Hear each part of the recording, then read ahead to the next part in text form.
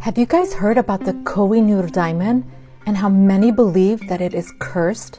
For hundreds of years, the story of the stone is filled with greed, conquest, murders, blindings, torture, looting, imperialism, backstabbing in modern India, Afghanistan, Pakistan, Iran, and England. This is the story behind it. So between the 10th and 19th centuries, India, mostly the northern part, was ruled by Muslim dynasties that emerged from the land of Afghanistan. Qutb al-Din Aybak, born in Samangan in modern Afghanistan, was a military commander of the Ghurids who founded the Turkic Mamluk Sultanate of Delhi. Then the Khilji dynasty ruled India. According to many historians, the first monarch who owned the diamond was Sultan Alauddin Khilji. Alauddin was born in Zabul. He became ruler after murdering his uncle and is known for his economic reforms and saving India from the Mongol invasions. He was given the KOH-I-NOOR diamond by Prataparudra of the Kakatiya dynasty. Alauddin died in 1316. Many say his own general murdered him. After the Khiljis, the Tughlaqs ruled. Then the Sayyid dynasty came to power, the 4th Delhi Sultanate. In 1398, Tamerlane, descendant of Chinggis Khan, attacked and plundered India. Pashtun Lodi kings from modern Afghanistan came into power and ruled modern Afghanistan, Pakistan, and North India for over 100 years. In this time, the diamond switched ownership among the sultanates. Meanwhile, Mirza Zahiruddin Muhammad, also known as Babur, the Turkic Mongol conqueror who had established a base in Kabul. 1526, Babur defeated Sultan Ibrahim Lodi, the last Pashtun Sultanate of Delhi, at the Battle of Panipat. Lodi was killed. It was the end of the Delhi Sultanate. The KOH-I-NOOR diamond was given to Babur, and the Mughal dynasty was born. First verified mention of the diamond appears in the Baburnama, writings of the ruler Babur. Mughals loved arts and aesthetics, used jewelry and jeweled objects in fashion, art, architecture, and poetry, and they ruled 100 million people for over 300 years. So Babur had a son named Humayun, who died in an accident in 1556. Humayun had a son named Akbar, and Akbar had a son named Jahangir. Jahangir had a passion for gemstones, which he passed to his son Prince Khurram, known as Emperor Shah Jahan. Shah Jahan loved precious stones and objects and ushered in a new era of architecture. When his wife Mumtaz Mahal died, he cried so much he damaged his eyes. He built a mausoleum in her name in 1631. He called it the Taj Mahal, the crown of the palace. Shah Jahan also commissioned one of the most amazing jeweled objects ever made, the Peacock Throne. Inaugurated in 1635, it was designed to resemble the throne of Solomon. It was covered in gold and jewels. Embedded in the throne was the 186-carat KOH-I-NOOR diamond. 1657, Shah Jahan had a stroke. His younger son, Aurangzeb, staged a coup to become emperor and imprisoned his own father in the Red Fort of Agra, which overlooked the Taj Mahal. Aurangzeb murdered his brother and sent his head to Shah Jahan. Shah Jahan died in 1666. Aurangzeb died in 1707 and the Mughal Empire began to decline. Then Nadir Shah, a Persian warlord, seized the Persian throne in 1732. He invaded modern Afghanistan and set his eyes on invading Delhi to seize the Peacock Throne. He marched to Delhi, sacked it, and seized its treasures, left with 700 elephants, 4,000 camels, 12,000 horses carrying gold, silver, and precious stones. He also took the Peacock Throne and along with it, the KOH-I-NOOR diamond. It was Nadir Shah who gave it the name KOH-I-NOOR, Persian for Mountain of Light. 2 years later, he was hit with a bullet by a musket. Suspecting his own son Reza hired an assassin, he ordered that Reza should be blinded, his eyes brought to him on a platter. After this incident, Nadir Shah became paranoid and descended into madness. In 1747, he was afraid his courtier, a brave man by the name of Quli Khan, would turn on him. So Nadir Shah deployed 4,000 Pashtun bodyguards. He picked their general, a young loyal man named Ahmad Khan Abdali, to protect him. But Quli Khan learned of the plot, chopped Nadir Shah's head off with his sword. Nadir Shah's harem attendant ran to inform Ahmad Khan Abdali about what had happened. Abdali ordered 3,000 troops from his battalion to protect the women. As a reward for their protection, the leader of the harem gifted Abdali with the KOH-I-NOOR, the Daryai-Noor diamond, and the Taimur ruby. Side note, 40 years later, Nadir Shah's grandson Shahrukh took the Daryai-Noor by torture.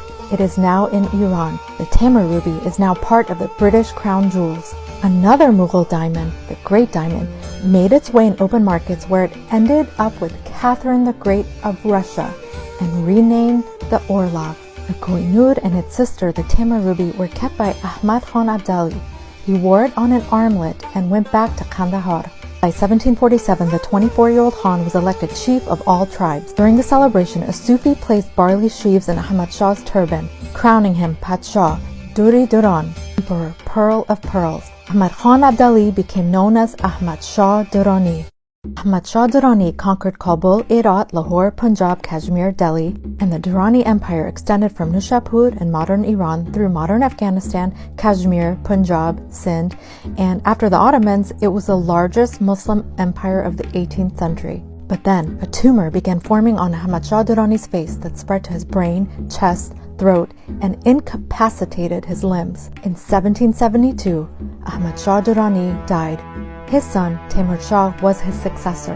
He didn't speak Pashto, only Dari, and moved the capital from Kandahar to Kabul. He loved jewels, poetry, gardens, and designed the Bala Hisar fort. He wore the Koh-I-Noor diamond on his right forearm. In 1793, he was killed, likely by poison. He didn't nominate an heir before his death, and under his successor, Emperor Shah Zaman, around 1795, the empire fell apart. Meanwhile, India was under the sway of British East India Company under its Governor General Lord Wellesley. He encouraged the Persians to attack Pashtuns, and in the process left Lahore in the governorship of a Sikh named Raja Ranjit Singh. Meanwhile, the land of Afghanistan began its transformation. Almost 1,000 years of being a sophisticated center of learning and arts to a fractured land. Colleges shrank. Scholars, artists, and architects migrated south to India and westwards to Persia. In 1800, Shah Zaman was locked in a dungeon and blinded with a hot needle. Before he was blinded, he slipped the Koh-I-Noor diamond in the crack in the wall of his cell. In 1803, he began looking for the Koh-I-Noor diamond. It was found. A mullah was using it as a paperweight, not knowing its value. Shortly after taking the diamond, Shah Shuja was defeated in battle, blinded, and imprisoned in Kashmir. Both Ranjit Singh from Lahore and Atta Khan from Kashmir were after the diamond. Shah Shuja had entrusted the diamond with his strong and brave wife, Queen Wafa Begum. Ranjit Singh pressured and blackmailed her to give him the diamond. She demanded Shah Shuja be released from prison, then she would give it to him. In June 1813, Shah Shuja surrendered the diamond to Ranjit Singh after Singh tortured him. For the next 36 years, the Koh-I-Noor would be in the possession of Sikhs. Meanwhile, the British East India Company was watching. So in part 2, I'm going to talk about how the diamond went from the Sikh hands to Queen Victoria. The story gets more bizarre and even sadder, so follow and like for part 2. Curse of the Koh-I-Noor Diamond, Part 2. Ranjit Singh of Punjab was obsessed with the Koh-I-Noor diamond after he took it from Shah Shuja from modern Afghanistan. He had it, he wore it everywhere, but he became paranoid that the diamond would be stolen. He began to drink excessively, became friendly with the British, and showed the British spy Alexander Burnes the diamond over alcohol and dancing women. Between 1835 and 1837, Ranjit suffered 2 strokes that paralyzed him. By the 1830s, the British East India planned the invasion of Afghanistan. The company's new general, Lord Auckland, lured Singh into an Anglo-Sikh alliance. December 1838 was the first British invasion of Afghanistan. Ranjit Singh continued to abuse alcohol and used the Koh-I-Noor diamond to entertain British officers. Singh died in 1839. Unanswered questions about the whereabouts of the diamond created conflicts and propelled Sikhs into civil war. It was also causing upheaval in British intelligence reports. 1839, an anonymous person published a letter in the British paper The Era, urging the British to get the diamond from Ranjit Singh's alcoholic party animal, quote, weakling son, Kharak. Plan was hatched to murder him. Over 11 months, Kharak was poisoned, and he died in November 1840. His 18-year-old son, now Nahal, took the throne, but was killed by a mysterious stone that fell on his head. Kharak's other son, Sher Singh, forced himself to become the next Maharaja of Punjab, reportedly killing Kharak's widow, Chand Kaur. But in 1843, Sher Singh was shot by his own 2 cousins. And the last man standing, the 5-year-old child named Dulip Singh, Ranjit Singh's son. Duleep became Maharaja of Punjab in 1843 with the KOH-I-NOOR diamond strapped to his arm. The British swooped in. They built up troops, and the First Anglo-Sikh War started between 1845 and 1846. The British massacred 9,000 Sikh soldiers by cutting them to pieces. They entered Lahore and tricked the public into believing that they would safeguard Duleep. Instead, they forced a frightened Duleep to sign the Treaty of Lahore in an intimidating ceremony where he had to resign his powers to the British and hand over the KOH-I-NOOR diamond to the Queen of England. Duleep's mom, Jin Kaur, tried to get him to stand up against the British, but they dragged her from the palace as she screamed. They tore her away from Duleep when he was 9 and she was sent to prison. British appointed a new Governor General of the British East India Company, James Andrew Brown Ramsay, known as the Earl of Dalhousie. Dalhousie raised taxes on Punjab, installed puppet leaders, and Punjab became a British territory. The KOH-I-NOOR diamond, Dalhousie proclaimed, "I have caught my hare." Dalhousie banished Duleep from Punjab, sent him to be raised by Scottish couple John Logan and his wife Lena, who converted Duleep to Christianity. Dalhousie told Buckingham Palace that Duleep's mother was an abusive whore to justify separating them. Meanwhile, Duleep's mother Jin escaped prison and traveled 800 miles to Nepal to get info about her son. But British forces arrested her and she was forced to give up looking for her son in exchange for freedom. Dalhousie arranged for the KOH-I-NOOR to be secretly taken to England by ship. He put the diamond in a pouch hidden in his clothes. In 1850, he reached Bombay and hid the diamond for months until he could secure a ship. April 6, 1850, the diamond was loaded on the Queen's ship the Medea under care of Captain William Locklear. 10 days in on the voyage, cholera broke out, followed by a 12-hour storm that almost broke the ship in two. June 30th, 1850, the KOH-I-NOOR diamond arrived in London. Around the same time, Queen Victoria was attacked in her carriage. Her closest confidant, Sir Robert Peel, fell off his horse and died the same day the KOH-I-NOOR diamond reached London. These incidents further fueled rumors of the diamond's curse. When the Queen saw the diamond for the first time, she was not impressed by its lack of shine. The palace organized the Great Exhibition to display Britain's Orientalism and looted treasure. The KOH-I-NOOR was put on display, but the public wasn't impressed by the unshiny diamond. So Prince Albert arranged for the diamond to be cut so it would shine more, and so that the public would be more impressed. The Iron Duke of Wellington was brought on to inaugurate the cutting process. He made the first cut, and weeks later, the Duke of Wellington suffered a stroke and died. Diamond was further cut by royal jewelers from 186 carats to 108 carats, from an egg shape to flat and round. Meanwhile, the Queen brought Duleep Singh to England, where he became her loyal subject. 1855, the diamond was placed on the Queen's crown like a third eye. Also wore it as a locket because the setting was removable. Few years later, Prince Albert contracted typhoid and died. He was 42. Queen Victoria was so devastated that she secluded herself from the public eye for 5 years. The revolt of 1857 destroyed the British East India Company. Duleep Singh started looking for his mother, who was in Nepal and almost blind from grief. The British reunited them briefly to avoid Duleep going rogue. When they met for the first time after years, his mother howled with grief and rage. After a brief time together, his mother died at the age of 46 but looked much older. Duleep got married and began drinking and spending excessively, faced bankruptcy, and asked the Queen, who he had seen as a mother, for help. Queen Victoria declined.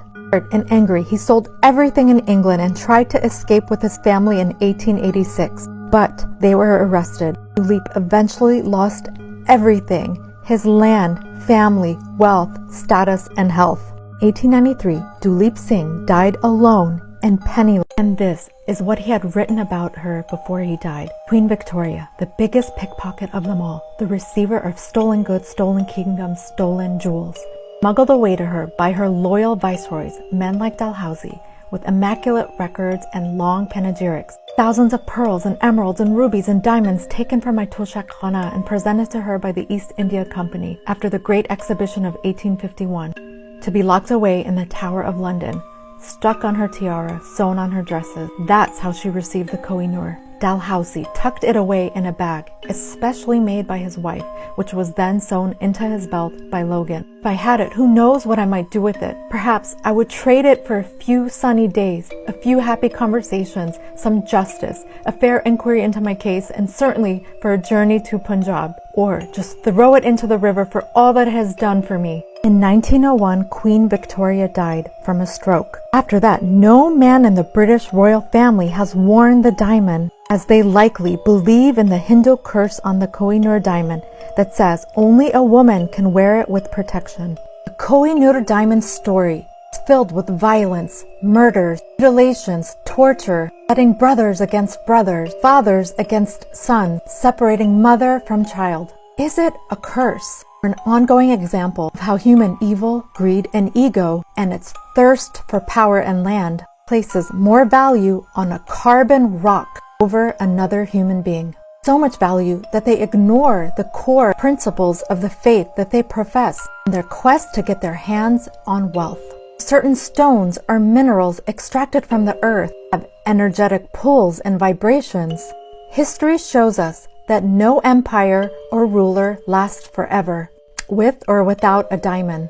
The Koh-I-NOOR diamond is still here, and all the people mentioned in this story are not. Koh-I-NOOR diamond is on display in the Jewel House in the Tower of London. Over the years, India, Afghanistan, Pakistan, even Iran have asked Britain for it back. The British repeatedly say no, that it was a gift from a child named Duleep Singh. It's not a matter of if, it's a matter of when another empire or ruler will acquire the diamond, and history will continue to record the misfortunes of those who possess it.